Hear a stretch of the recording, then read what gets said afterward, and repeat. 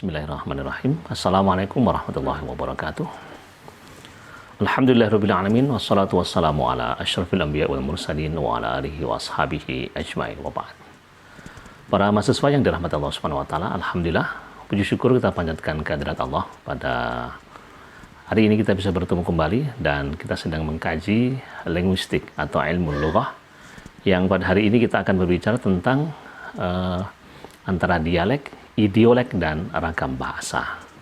Ini menjadi penting untuk kita pahami karena paling tidak supaya kita paham bahwa seluruh bahasa memiliki dialeknya masing-masing. Jadi dialek itu adalah sebuah, atau dengan bahasa lain adalah lahjah. Ya.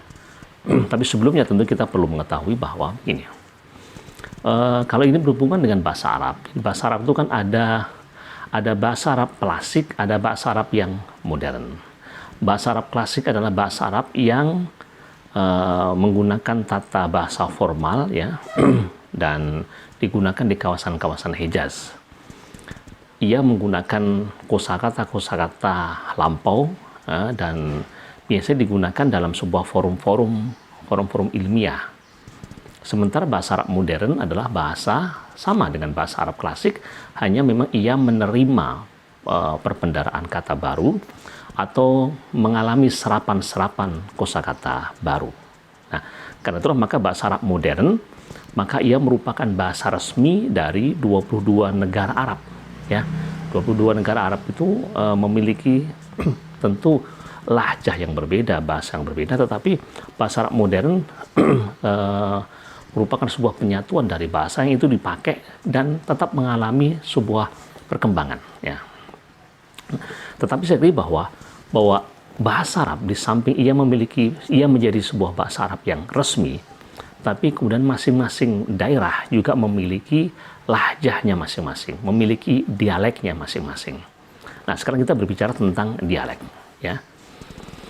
Dialek adalah suatu bahasa yang dipakai di suatu tempat atau daerah tertentu yang agak berbeda dengan bahasa umum.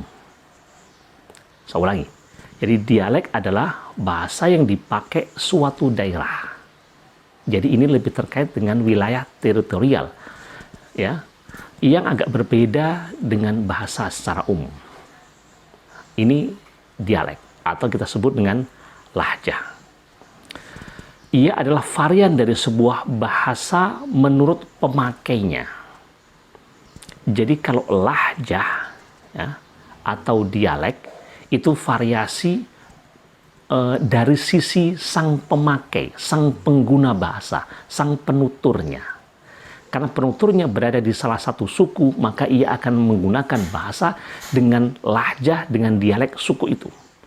Kalau nanti kemudian berbeda suku, maka dengan bahasa Arab yang sama, dia akan menggunakan dialek yang berbeda. Dan sesungguhnya itu juga yang terjadi di Indonesia. Taruhlah misalnya ada bahasa Melayu. Ada bahasa Melayu dialek Jakarta, ada bahasa Melayu dialek Riau, ada bahasa Melayu dialek Ambon, dan lain sebagainya. Itu semuanya bahasa Melayu. Bahasa Jawa, ya, bahasa Jawa. Ada bahasa Jawa dialek Jawa Tengah, dialek Semarang, karena ada dialek yang model ngapak-ngapak. Ya. Ada bahasa Jawa dialek Sunda, ada bahasa Jawa Jawa Timuran misalnya. Ada bahasanya bahasa Jawa, tetapi ala daerah Surabayaan misalnya gitu.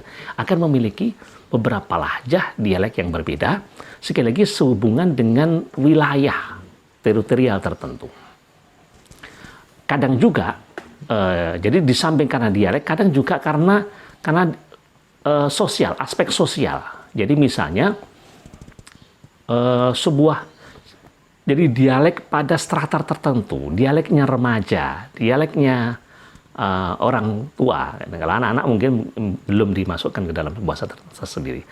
Ada dialek temporal, misalnya bahasa Melayu zaman Sriwijaya, bahasa Melayu zaman Abdullah, zaman ejaan Suwandi, zaman yang disempurnakan dan lain sebagainya. Ini namanya dialek. Ya, jadi sekali lagi, dialek secara umum variasi bahasa menurut pemakainya, menurut penuturnya. Nah, nanti bisa kita bedakan lawannya adalah ragam bahasa. Jadi kalau ini ada dialek, ada ragam bahasa. Kalau ragam bahasa adalah varian dari sebuah bahasa menurut pemakaian. Ingat, pemakai itu isim fa'il, ya, kata benda pelaku, tapi kalau pemakaian adalah kata benda atau gerund. Ya, menurut sang pelakunya, sang penuturnya, berarti itu dialek, tapi menurut saat penyampaiannya, saat pemakaiannya, itu namanya ragam bahasa. Kapan itu? Ada saat misalnya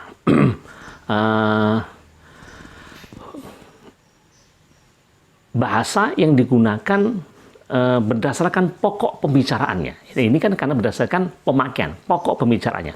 Ada ragam bahasa undang-undang, ada ragam bahasa jurnalistik, ada ragam bahasa ilmiah, ada ragam bahasa sastra, dan seterusnya. Yang masing-masing akan memiliki variasi tipologi yang berbeda, karena pemakaiannya berbeda. Nanti bahkan di dalam jurnalistik pun juga akan berbeda.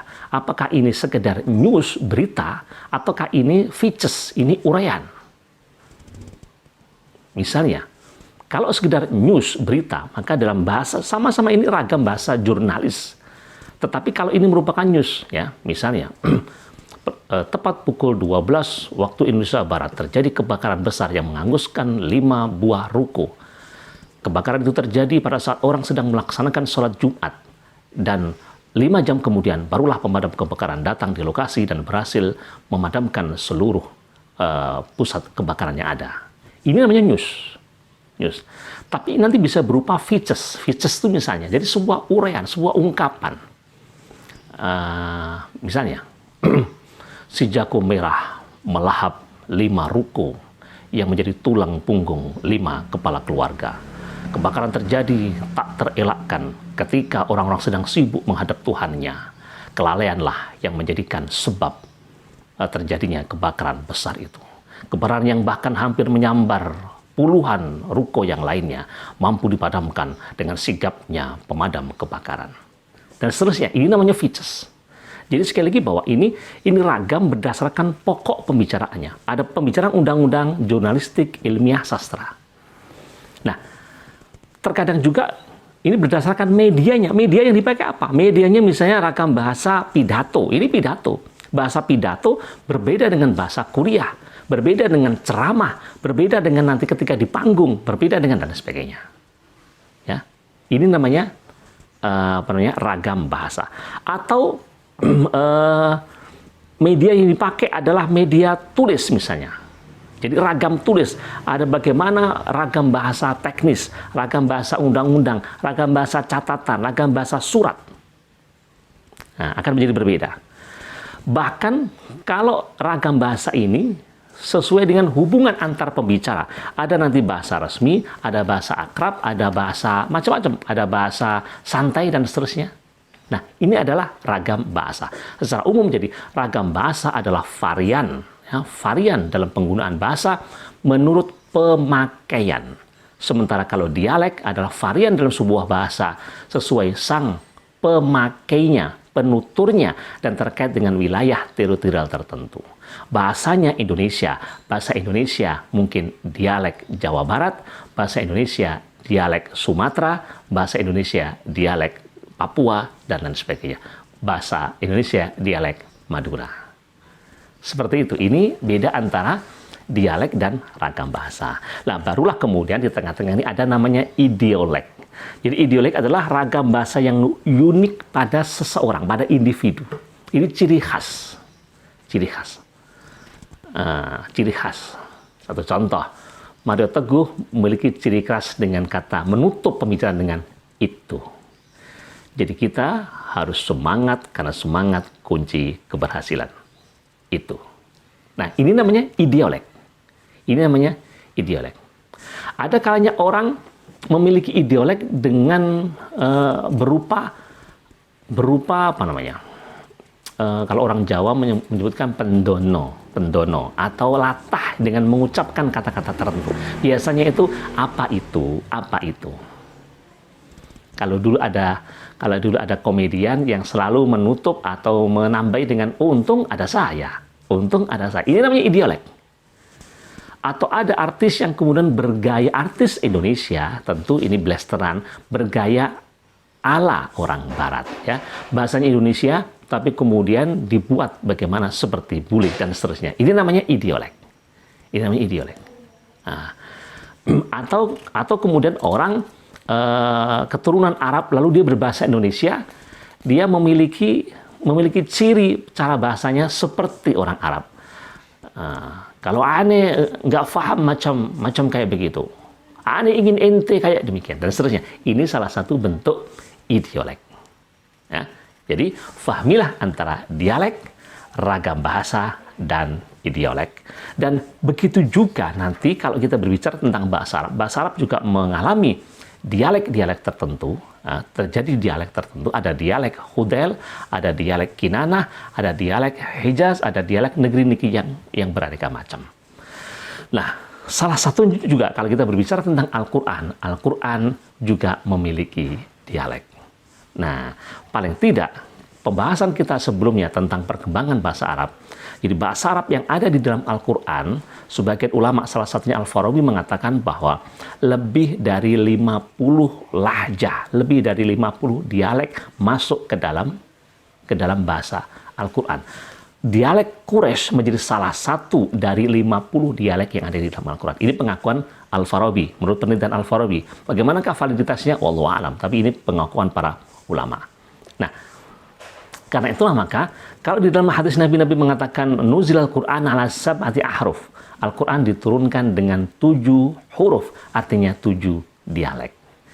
Nah, ini kita mengulang sedikit bahwa kemarin ketika Nabi menyampaikan surat Al-Kautsar pada suku Hudel, ternyata mereka tidak memahami. Ketika inna a'tayna kal kautsar, mereka tidak paham apa kata, merasa aneh dan janggal dengan kata a'tayna.